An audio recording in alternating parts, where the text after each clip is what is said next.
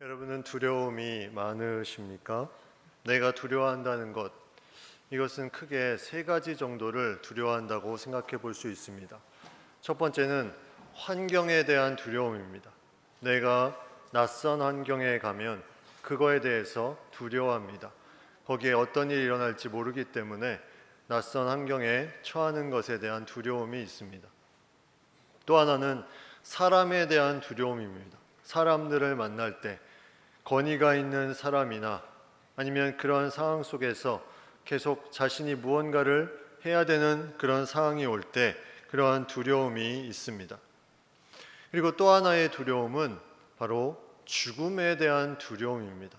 내가 점점 나이가 들면서 이제 늙어가면서 몸도 연약해지고 마음도 연약해지면서 그런 죽음이 앞에 이제 다가오고 있다는 것에 대한 두려움, 이런 두려움이 우리의 삶 가운데 있습니다. 이 두려움들은 계속 내가 거기에 대해서 생각하면 할수록 자꾸 내 삶은 위축되게 되고 거기에 집착하게 됩니다. 그런데 이러한 두려움이 꼭 나쁜 것만은 아닙니다.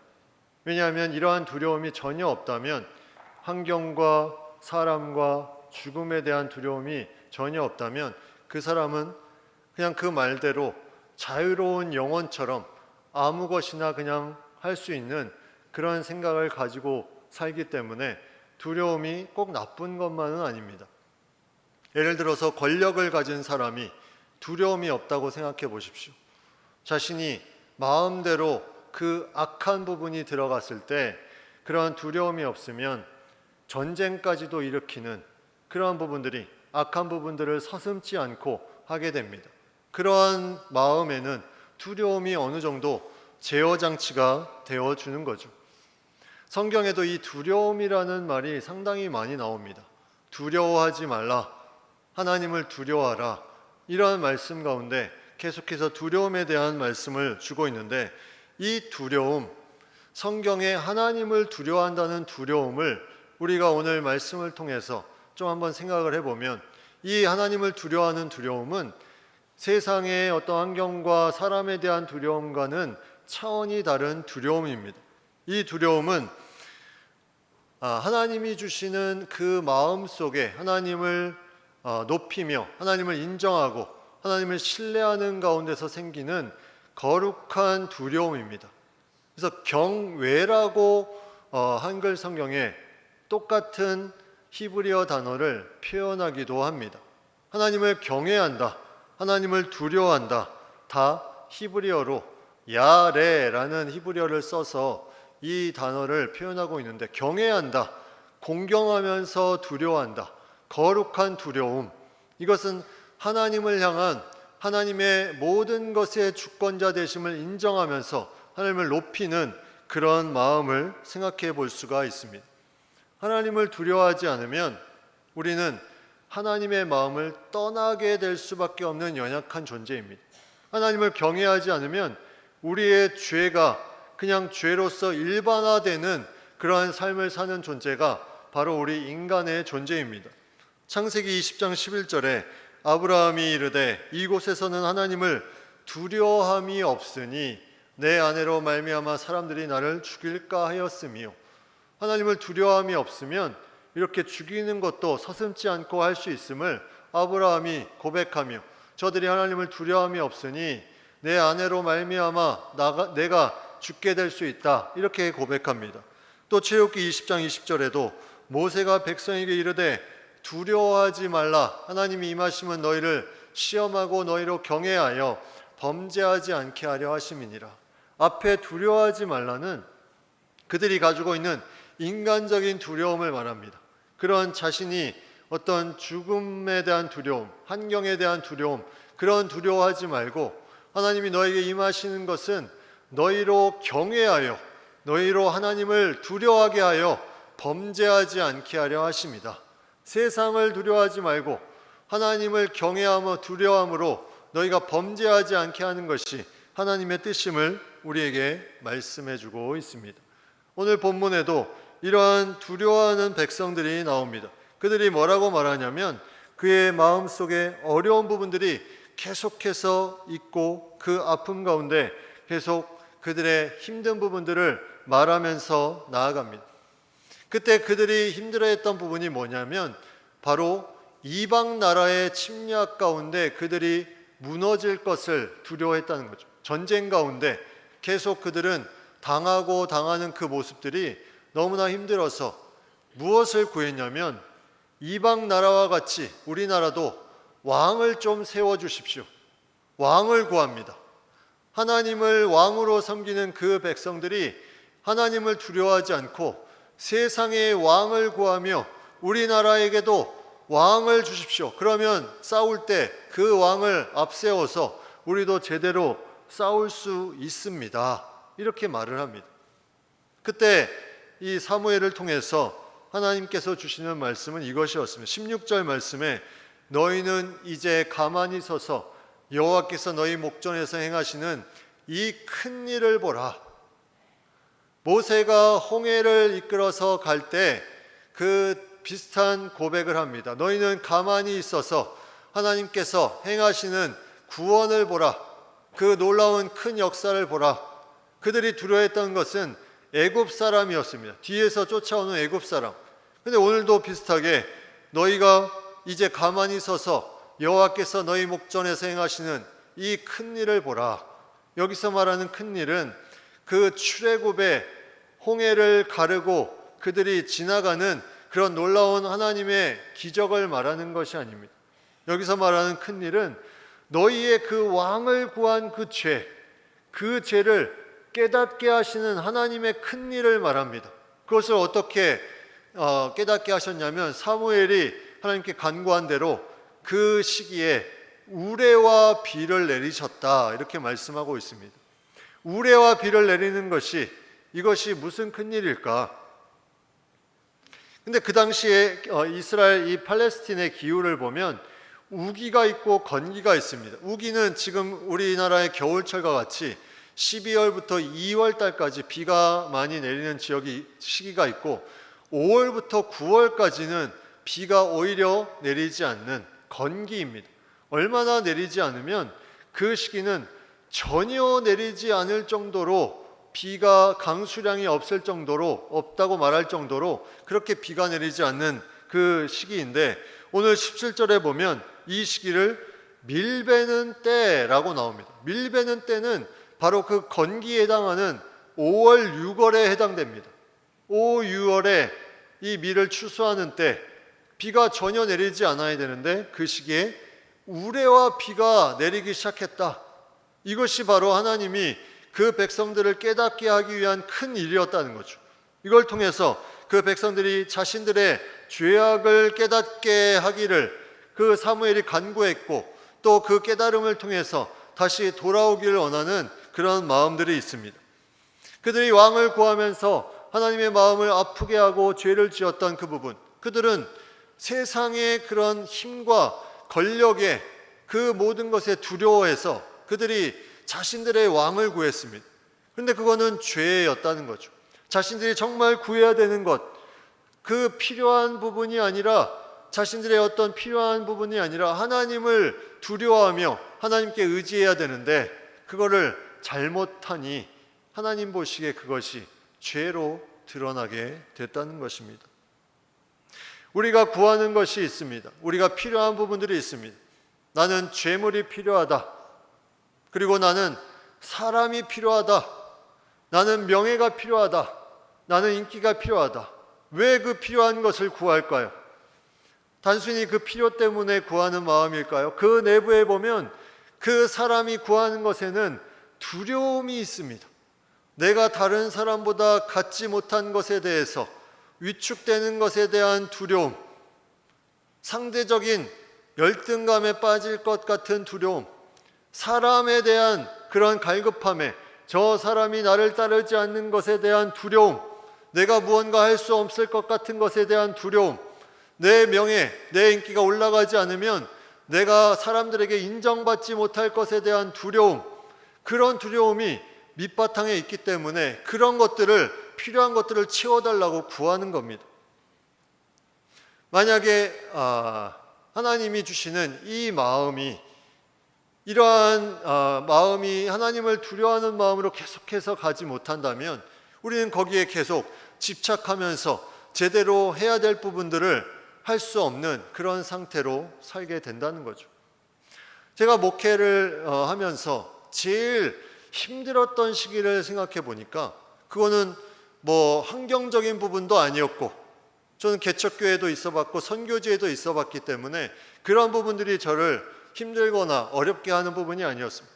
또는 사람이 공격한다고 그런 부분들이 제가 힘든 부분들이 아니었습니다. 가장 힘들었던 부분을 생각해 보니까 제가 두려워하기 시작할 때였습니다. 제가 무언가 두려워합니다. 목회를 하면서 하나님을 두려워하지 않고 그런 보이는 것에 집착하며 두려워할 때는 그 부분이 제일 힘들었음을 생각해 보게 됩니다. 만약에 제가 목회를 하면서 교회의 재정이 다 바닥이 나면 어떻게 될까? 저 사람이 다른 교회로 가면 어떻게 할까? 저 사람이 반대를 하면 어떻게 할까? 내가 실수를 하면 어떻게 할까? 이런 두려움으로 목회를 한다면 그게 목회가 되겠습니까? 그거는 불신앙의 모습이요, 더 나아가서는 죄에 대한 부분입니다. 하나님을 의지하지 않고 그러한 세상의 것에 계속해서 집착하며 나아가는 것, 그거는 사탄이 원하는 거죠. 계속 위축되게 만들고 제대로 하나님의 일들을 감당하지 못하게 하는 그런 두려움으로 휩싸이게 해서 하나님의 일들을 감당하지 못하는 그런 부분들이 사탄이 원하는 부분입니다. 이거는 하나님의 마음을 떠나는 겁니다. 죄에 대한 부분, 바로 이런 부분입니다. 잘못된 것에 집착하면 그것이 죄로 이어집니다. 죄는 헬라어로 하마르티아, 관역에서 벗어나다, 구약의 죄의 개념도 비슷합니다. 무언가 중심의 관역에서 벗어나는 것, 하나님을 두려워해야 되는데 하나님을 두려워하지 않고 다른 것을 두려워하며 그 관역에서 벗어나기 시작할 때 그 안에 죄가 들어오기 시작한다는 거죠. 이것을 깨닫게 하기 위해서 사무엘이 하나님 앞에 간구합니다. 저들에게 우레와 비를 내리사 저들이 다른 것을 두려워해서 왕을 구한 그 죄를 깨닫게 해 주십시오. 그것을 깨닫게 해 주십시오. 결국 하나님이 거기에 응답하셔서 우레와 비를 내리시고 이스라엘 백성들이 거기에 대해서 뭐라고 말했냐면, 성경은 여호와와 사무엘을 크게 두려워하였다고 말합니다. 그들이 처음에 두려워했던 것이 무엇입니까? 그들이 두려워했던 것은 자신들이 보여지는 그 이방 나라의 힘, 그런 권력, 저 싸우는 군대가 두려워했는데 이제 이 우레와 비를 통해서 그들이 죄를 깨닫습니다. 내가 다른 것을 집착했구나, 잘못된 것을 집착했구나. 그러면서 하나님과 사무엘을 두려워하기 시작합니다. 하나님을 두려워했다는 것은 우리가 많이 들어서 아는데 사무엘도 두려워했다고 나오고 있습니다. 이 우레와 비를 간구한 그들의 영적으로 무언가 새롭게 되기를 원하는 그 존재를 위해서 존재를 두려워하는 그 부분이 나타나 있습니다. 목회를 하면서 새로운 영혼이 이제 새 신자가 교회에 오면 사실 목회자를 그렇게 두려워하거나 어려워하는 부분이 그렇게 없습니다. 왜냐하면 이 신앙에 대해서 잘 모르기 때문에 그런 부분들이 있습니다. 그러나 시간이 지나고 하나님을 좀 알아가다 보면 이 앞에 서 있는 목회자들에 대한 그런 두려워하는 부분과 어려워하는 부분이 생깁니다. 어쩌면 이거는 당연한 부분입니다. 오늘 이러한 사무엘과 같이 위대한 그런 선지자, 그런 부분이 아니더라도 보이는 것이 그러한 부분이기 때문에 그 하나님을 알아가면서 그러한 부분들에 대한 두려움과 그런 어려움들이 있는 것은 어쩌면 당연한 부분입니다. 그런데 그전에는 그러한 삶을 살지 않았다는 거죠. 목회자든 목회자의 어떤 할아버지든 그런 거에 대한 두려움이 없습니다. 제가 운동을 할 때 운동하면 많은 믿지 않는 사람들이 같이 운동을 합니다. 동호회 회원들이 이제 운동을 하다 보면 주로 이제 배드민턴은 4명이서 복식을 하기 때문에 이제 그 두루두루 이제 만나면서 운동을 하는데 그 사람들은 저를 피하지 않습니다. 어려워하지도 않습니다. 어떤 여성분이 와서 이렇게 말합니다. 오빠 목사님이야? 뭐라고 불러야 돼? 아니 말을 놓는 건 괜찮은데 좀 당황스럽더라고요. 근데 그건 어쩌면 당연한 겁니다. 왜냐하면 그분들은 목사든 뭐 다른 종교인이든 그런 게 별로 본인에겐 중요하지 않아요. 그래서 제가 대답을 했죠. 편한 대로 부르세요. 근데 그런 부분이 어쩌면 예수 그리스도를 믿기 전에는 그 목회자에 대한 부분이 별로 크게 다가오지 않습니다. 그러나 신앙을 가지면서 이런 부분들이 그 목회자가 어떤 상태든 그거와 상관없이 보여지는 부분이 있기 때문에 그러한 두려움을 갖는 것, 이거는 세상의 사람을 향한 두려움과는 조금 다른 부분입니다. 그렇다면 우리가 정말 하나님을 두려워하고 이런 어떤 그런 마음 가운데 나아가는 가운데 어떠한 상태로 이 두려움에 대한 부분을 바꿀 수가 있는 것인가? 세상에 집착하고 세상의 재물과 사람과 어떤 환경과 그런 부분에 두려워했던 그 마음을 어떻게 하나님을 향한 두려움으로 이렇게 돌릴 수가 있는 것인가? 제일 중요한 첫 번째는 자신의 그 두려워하는 부분에 대한 자기의 연약함과 잘못을 인정하는 부분이 중요합니다. 이거를 감추려고 하다 보면 내가 이것이 드러나는 것이 두려워서 계속해서 감추려다 보면 계속 거기에 집착하게 됩니다. 거기에서 자유할 수가 없습니다. 어둠에 빛이 들어오면 그 어둠이 환하게 밝혀집니다.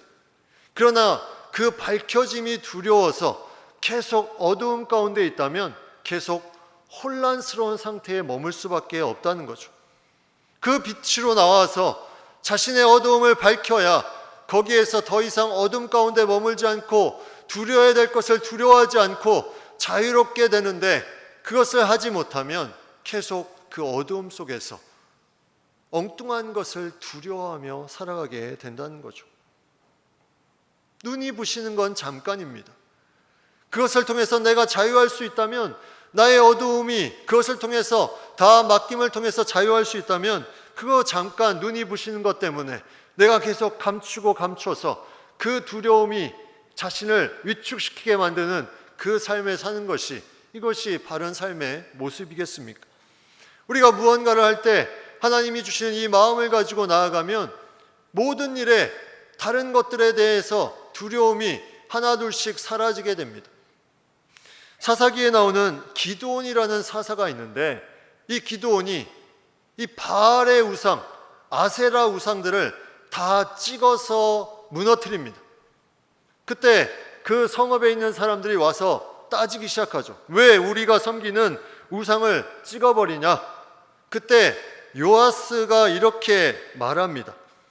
요아스는 기드온의 아버지죠. 그가 이렇게 말합니다. 너희가 바알을 위하여 다투느냐? 너희가 바알을 구원하겠느냐? 그를 위하여 다투는 자는 아침까지 죽임을 당하리라. 바알이 과연 신일진데 그의 제단을 파괴하였은즉 그가 자신을 위해 다툴 것이니라 하니라. 우리가 두려워하는 것이 내가 그 집착에서 떠났는데, 그 집착에서 떠나면 내가 무언가 해를 받을 것처럼 착각을 합니다. 내가 여기 이것에 계속 집착해야 되는데 내가 이 집착하는 것을 벗어나면 나에게 해가 있을 것이다. 그러면 그 집착하는 것이 만약에 정말 내가 귀하고 그것이 영원한 것이면 그것이 자신을 위해서 나에게 무언가 영향력을 주고 그 자체가 힘을 내야 되는 부분이 마땅한데, 그것이 아니라는 거죠. 우상들이 우리가 하나님을 떠나서 생각하고 하나님을 떠나서 우리가 섬기는 모든 것이 우상인데, 만약 그러한 것들이 자신이 스스로가 그러한 힘을 낼 수 있는 것이라면 스스로 그렇게 힘을 내야 되는데 그렇지 않다는 거죠. 이건 믿음으로 선포하는 것입니다. 내가 하나님을 두려워하고 하나님을 경외하며 내가 두려워했던 모든 나의 삶의 환경, 나의 주변의 사람, 그 모든 여건들, 그것을 다 맡기며 나아가면 그 바알의 모든 것이 스스로 일어나지 않기 때문에, 그 우상들은 다 죽은 거기 때문에, 유한한 것이기 때문에 아무런 해도 줄 수 없다는 거죠. 이것이 믿음입니다. 무서워하는 것, 경외하는 것, 여기에 우리의 믿음이 있어야 된다는 거죠. 이 믿음이 없으면 우리는 계속 엉뚱한 것을 두려워하며 거기에 집착하며 나아갑니다. 이스라엘 백성들을 보십시오. 이제 시선이 잠깐 옮겨집니다. 그러나 그들은 온전한 하나님을 경외하는 부분이 아직도 부족했습니다. 19절에 그들이 이렇게 말합니다. 당신의 종들을 위하여 당신의 하나님 여호와께 기도하여 우리가 죽지 않게 하소서. 우리가 우리의 모든 죄에 왕을 구하는 악을 더하였나이다. 그들이 뭐라고 기도합니까? 우리가 죽지 않게 기도해달라고 말합니다. 이건 무슨 두려움입니까? 하나님이 내가 잘못을 범하면 나를 심판하신다. 여기에 대한 두려움입니다. 이런 두려움이 가득하면 어떠한 일이 나타나냐면 내가 조금만 잘못해도 하나님이 나를 심판하시는가?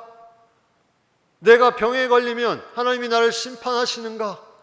이러한 하나님의 그 위대하신 하나님을 자신의 생각으로 심판의 두려움으로 왜곡시키고 축소시켜 버립니다. 물론 그러한 하나님도 맞습니다. 죄에 대해서 미워하시기 때문에 공의의 하나님이신 건 맞지만 하나님이 원하는 그 주고자 하는 경외함, 두려움은 그러한 심판에 대한 두려움을 말하는 것이 아닙니다.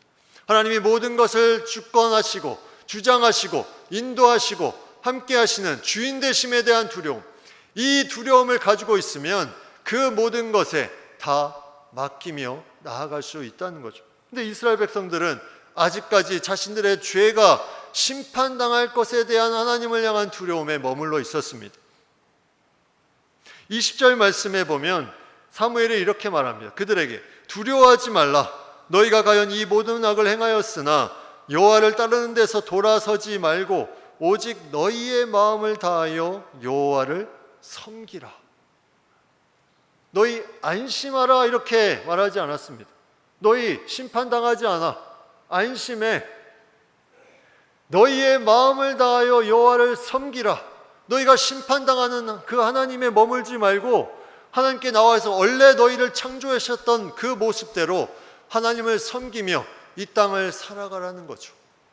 여기 언어적인 그 언어 성경과 그 언어 성경을 조금 더 언어적으로 풀이한 세번역 성경에 보면 이 말씀 중간에 이 모든 일을 악을 행하였으나 그 다음에 접속사가 하나 나옵니다.